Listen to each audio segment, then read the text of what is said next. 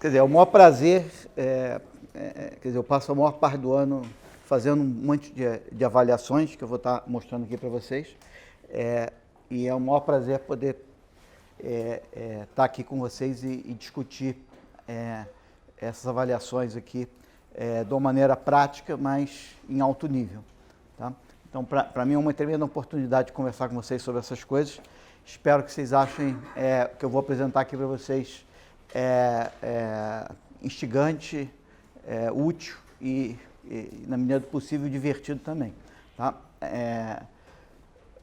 Bom, o desafio disso aqui é o seguinte: eu vou ter o número de questões práticas, conceituais, quer dizer, eu vou tocar o menos possível aqui, na verdade, na econometria da coisa, embora a gente vá tangenciar ela várias vezes. Então, o número de questões que eu vou trazer aqui para vocês, discutir com vocês, supera 20 questões diferentes, tá certo? 22, tá certo? Você vai ver as letras aí, vão quase chegar em Z, tá certo? Então, é mais do que 20, tá? E eu vou... o desafio disso é o seguinte: são 20 questões que você tem que ter em mente quando você faz uma avaliação, tá? Isso aqui vai ser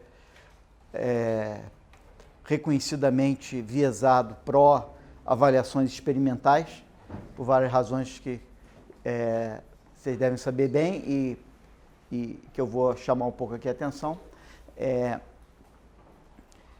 Então, eu vou ter aqui, na verdade, 20 questões que eu quero tratar e eu vou usar, não contei aqui direito, mas uns 15 exemplos de avaliação de impacto experimental diferentes, entendeu? Então, no fundo é uma matriz de 20 problemas e 15 avaliações, tá certo?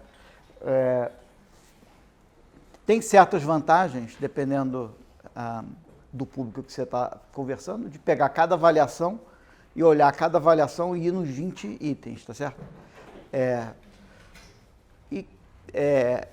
Teve uns anos que, na verdade, eu fiz isso. Hoje eu vou tentar fazer com vocês uma coisa que eu acho que requer um pouco mais... eu acho que organiza melhor a cabeça de vocês, indo por tema, entendeu? Então, vou pegar cada questão e vou, na verdade, ao tratar daquela questão, pegar exemplos de algumas dessas avaliações, entendeu? Então,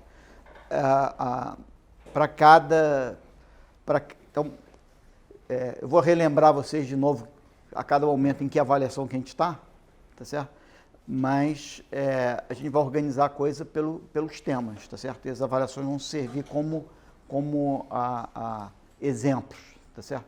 Quer dizer, alguém depois, se quiser, pode tentar fazer uma transposta da matriz e botar as coisas organizadas de um outro jeito, tá certo? Mas eu acho que dessa maneira vai ficar mais... vai ficar melhor, mas bom, queria rapidamente falar para vocês, quer dizer, dar só muito que eu vou falar aqui para vocês, na verdade, não é novo, tá certo? E o objetivo de apresentar para vocês é preencher talvez alguns buracos e alimentar vocês com algumas argumentações concretas e exemplos que podem servir para a tua...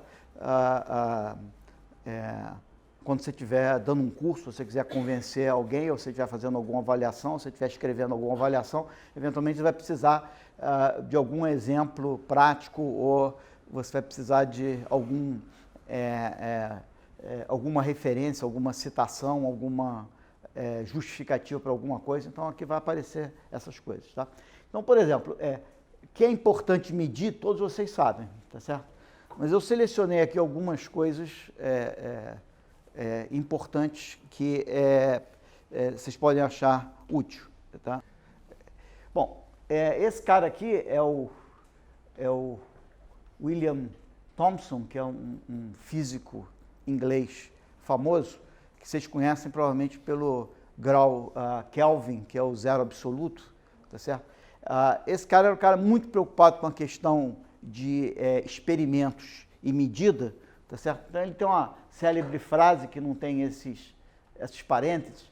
Ele diz o seguinte, que aquilo que não se pode medir, não se pode melhorar, tá certo? Isso para quem faz política pública é fundamental. Quer dizer o seguinte, olha, se você não conseguir medir alguma coisa, aquilo que a tua política pública está querendo melhorar, você não consegue melhorar. Eu acho que ele exagerou um pouco, porque eu posso fazer eu posso ter uma coisa que eu não consigo medir. Eu sou um cara que tem uma intuição fantástica, eu posso fazer um programa que melhora alguma coisa sem eu conseguir medir, tá certo? Então eu estou retocando um pouco a frase dele, obviamente sem permissão, porque ele morreu em 1907, mas é que aquilo que não se pode medir, tá certo?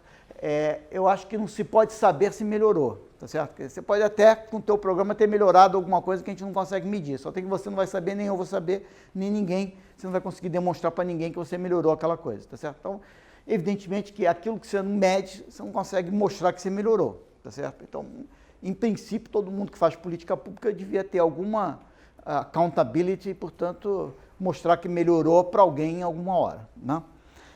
Outro ponto fundamental, quer dizer, outra coisa que ele chama muita atenção, tá certo?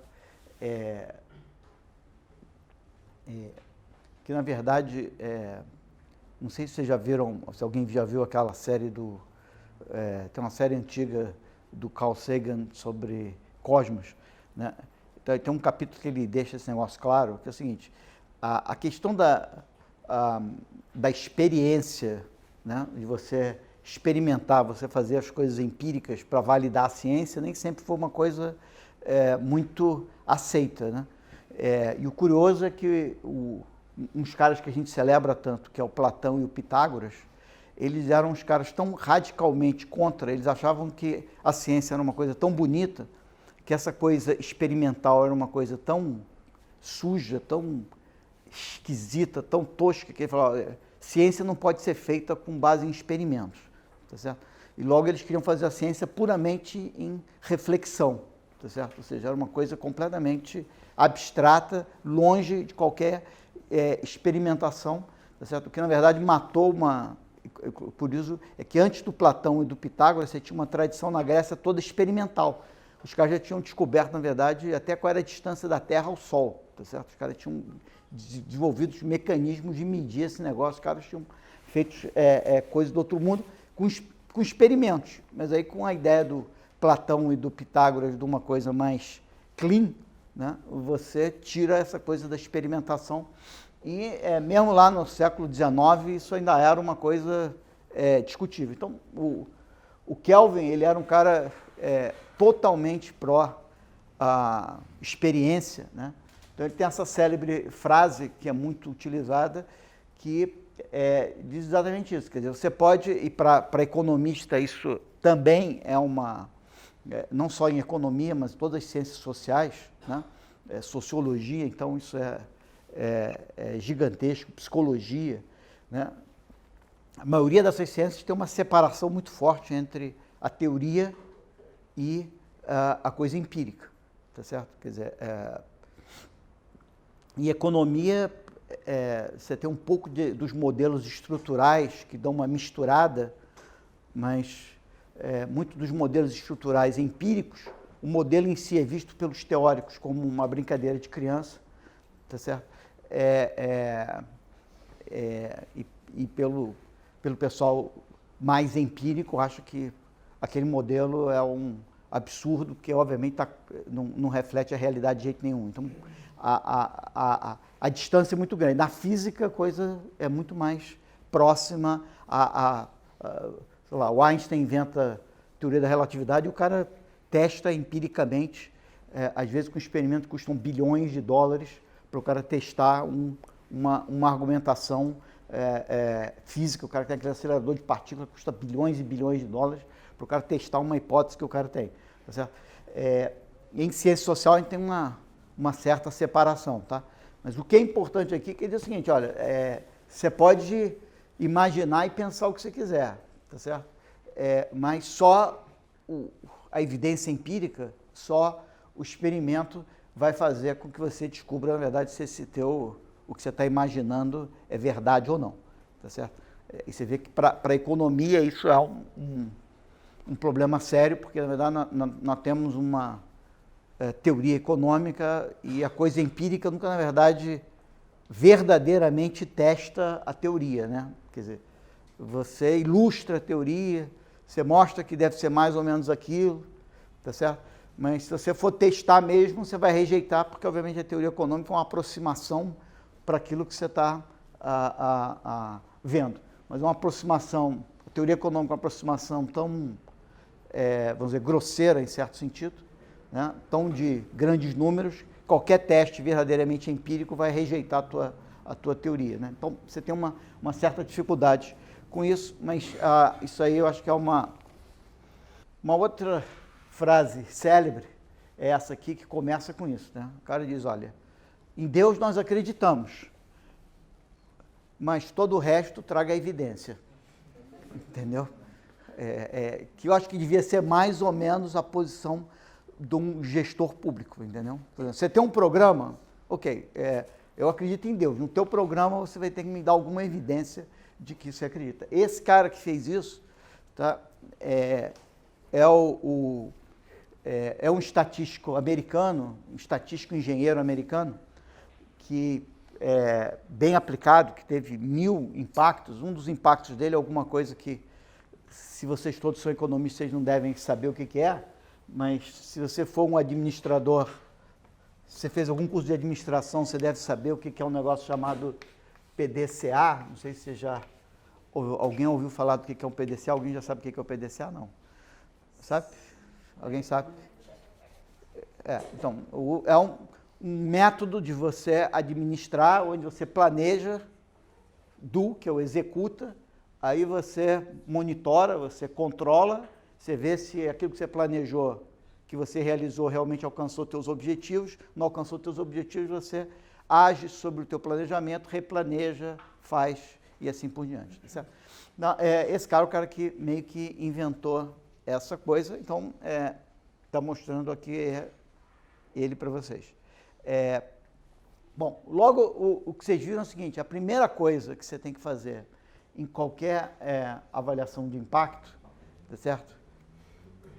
Você já deve ter visto isso, é o modelo lógico, quer dizer, você para fazer uma avaliação de impacto, você precisa saber, na verdade, sobre o que você vai calcular o impacto sobre o quê, tá certo? Sobre que resultado você vai avaliar o impacto, tá? Então, isso aqui é um exemplo onde o Laborarte é um programa no Espírito Santo, tá? Um programa um programa parecido com, não sei se vocês conhecem, quem é do Rio provavelmente conhece a UPP Social, que eles fizeram no Rio de Janeiro, né? Então, nas áreas de conflito, primeiro eles fizeram lá toda a questão da intervenção militar lá, da polícia militar, mas depois da pacificação eles inventaram uma série de programas sociais para integrar a comunidade na vida da cidade. No Espírito Santo eles estão tentando não ter a parte de segurança e fazer só com a parte social, tá? Então, eles têm vários nomes lá, um dos nomes que eu acho que o Espírito Santo está usando é Estado Presente, mas eles têm mudado o nome do programa inteiro, mas obviamente esse programa inteiro é feito de vários programinhas que você leva para lá. O Laborarte é um programa voltado para a juventude, que obviamente estava envolvida com tráfico de drogas e etc. Como é que você tira essa atividade deles, tá certo? Isso já mostrou no Rio de Janeiro que tem um impacto sobre a juventude gigantesco, tá certo? Porque o cara,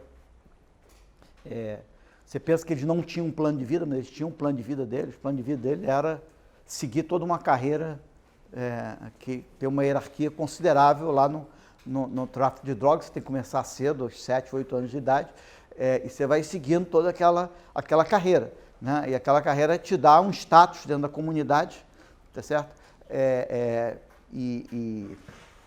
eu trabalhei bastante tempo lá na UPP Social, era muito impressionante o nível, um dos problemas que a UPP Social no Rio teve era o nível de depressão entre os jovens que deixaram de poder trabalhar no tráfico, tá certo? Quer dizer, estavam mais deprimidos porque eles não tinham, na verdade, eles não sabiam o seguinte, bom, você acabou com a minha ocupação principal, agora o que eu faço na vida?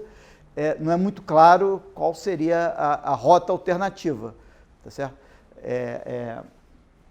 Então, tanto financeira como afetiva, quer dizer, os caras do tráfico, eles conseguiam tantas namoradas quanto eles queriam, aí os caras estavam reclamando, falando, agora que eu não tenho mais isso, eu não consigo nenhuma namorada mais, tá certo? Como é que vocês resolvem esse problema para mim aqui, tá certo? Então, esse Laborarte, ele tenta resolver um pouco isso.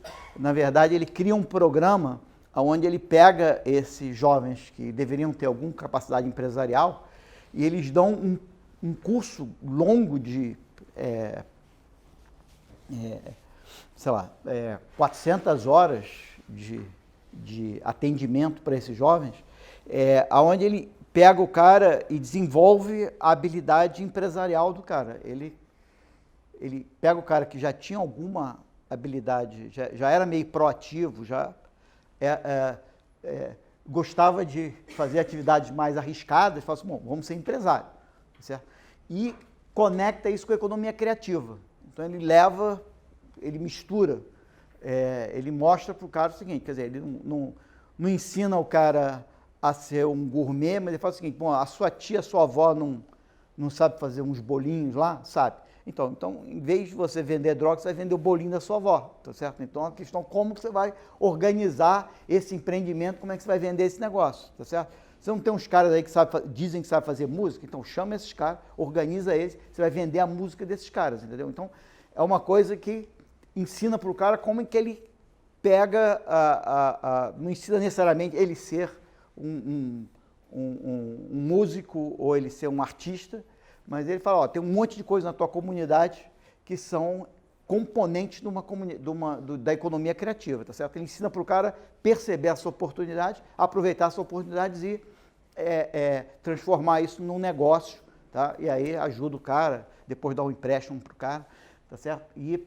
Então, eu vou falar mais sobre esse programa para vocês, mas o que esse diagrama aqui é o seguinte, a gente estava na linha de base tentando descobrir assim, mas que impacto sobre o que a gente vai medir com isso, tá certo? Então você percebe o seguinte, que esses que tem o umzinho são os grandes objetivos do programa, que tem a ver com empreendedorismo, tem a ver com economia criativa, quer dizer, a gente quer pegar sobre essas duas coisas, mas quer pegar também se o cara conseguir emprego de outra maneira, tá certo? Mas não era a prioridade, a gente queria ver se ele conseguiu um emprego como empreendedor e na economia criativa, e a gente queria saber se não só ele conseguiu, mas se ele modificou as atitudes dele, ou seja, se ele se tornou um empreendedor em termos de valores, em termos de habilidades, tá certo? O que envolve você tentar desenvolver um instrumento que meça a capacidade de empreendimento, tá certo? A gente tem um questionário que a gente já fez a linha de base disso, quer dizer, se vocês precisarem, está aí à disposição para vocês. Aí tinha um pouco de comportamento, quer dizer, se ele mudou o comportamento dele, se ele saiu de um comportamento de risco em termos de uso de drogas ou atividades ilícitas ou violência e passou para uma atividade de risco empreendedorística. Essa que era a ideia do programa. Tá? E o gosto dele por leitura, por cultura, em que medida que esse trabalho, na verdade, mudou o gosto dele por leitura, rede de relacionamentos, quer dizer, você não vai ser um bom empreendedor e nem um bom empresário se você não criar redes de relacionamentos, se você não tiver a capacidade de criar redes de relacionamentos, e em que medida o cara eventualmente retomou o percurso formativo dele, de voltar para a escola, coisas desse tipo, e em que medida ele também ele desenvolveu certas habilidades de criatividade e abertura para o novo, né? Quer dizer, então, você percebe que é tentar pegar as mesmas habilidades que o cara estava usando para fins valor social duvidoso para usar as mesmas habilidades, em certo sentido, para atividades com valor social que pelo menos nós julgamos que seja tem um maior valor, tá certo? Então, isso é alguma coisa que você tem que fazer com qualquer programa, tá certo? Quer dizer, o teu ponto de partida, antes de qualquer avaliação de impacto, tá certo? É fazer um mapa de exatamente quais são as coisas que você está querendo medir, tá certo? E nós vamos falar um pouco mais sobre a dificuldade de medir alguma dessas coisas, como é que você mede a qualidade do que você está medindo, né?